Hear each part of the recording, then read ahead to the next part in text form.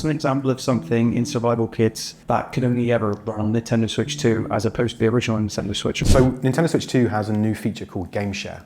And Game Share is, you can think of it as an extension of split screen. So normally with split screen, the game engine would render two views, one for player 1 and one for player 2, and display them both on the same screen or TV. With Game Share and Nintendo Switch 2, what we can actually do is take one of those views and stream it to another device. And that can either be another Nintendo Switch 2 or the original Nintendo Switch. And not only that, we can actually stream another view as well. So we support up to 3 players with Game Share. And it means for those 2 other guest players, they don't have to install anything. They can just press a button and immediately start playing as a guest in another survival kids game. The host machine has to do all that work for all 3 views.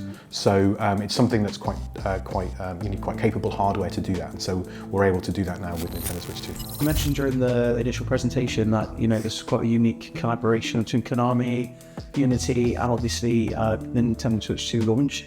How did it first come about? Was it a case of like, oh, this hardware is an excellent opportunity to work together, or is it something else?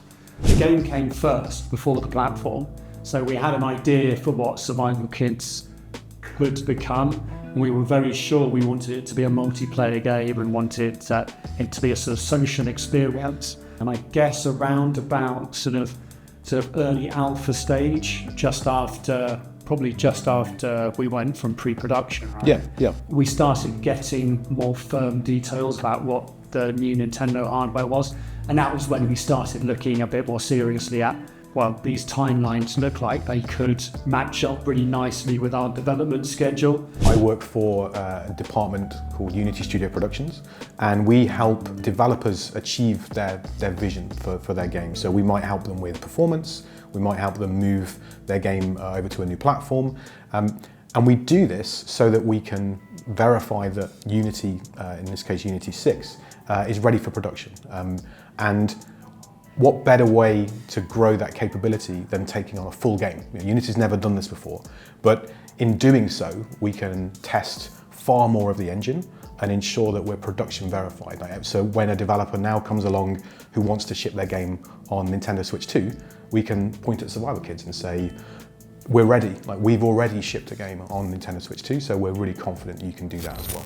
With a game like this where co-op is absolutely at the heart, was it tough to design puzzles that also worked for solo versus co-op? And was there ever a version of this game that was co-op only, where a single player couldn't go from start to finish? No, we always wanted this game to be playable solo. So I mean, I guess the initial desire of the game was for it to be co-op, and we believe that is the heart of the game. But it was also super important that you can play the game solo.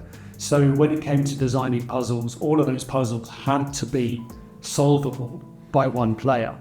And that's done in a number of slightly sneaky ways. So, if, for example, in multiplayer, one person is having to use a fan on a turbine to raise a level of a platform so another player can cross.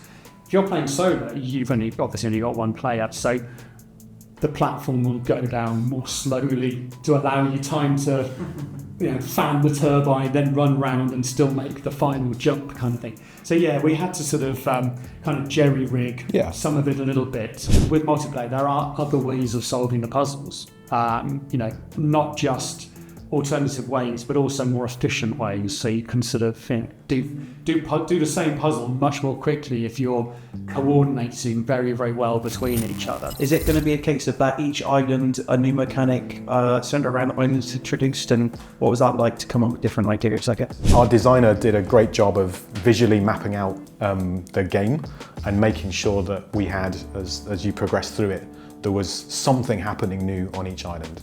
Biome change, new tool, new threat. So yeah, we try and mix it up. So not only are the levels quite different architecturally, we also try and introduce new puzzles, and they get more and more. I won't spoil the end, but they get more challenging as you move through. And the last level in particular, I'm very, very proud of what we achieved with that one. What's one aspect of survival kit you hope really surprises people when they get to play it themselves? The game share feature. I think when you see how easy it is to play a game without any of the downloads, only needing to own one copy of it. I think it's really delightful how quickly you can start playing. I think a lot of people will be surprised by that. How silly it is. I mean that on many different levels. The idea of the tools that the kids create, you know, to get from the bottom to the top of a cliff, you can make a trampoline, because why wouldn't you make a trampoline? But also kind of the emergent silliness. I mean, the number of times two people carrying a log, one on each end, and one person walks off a bridge.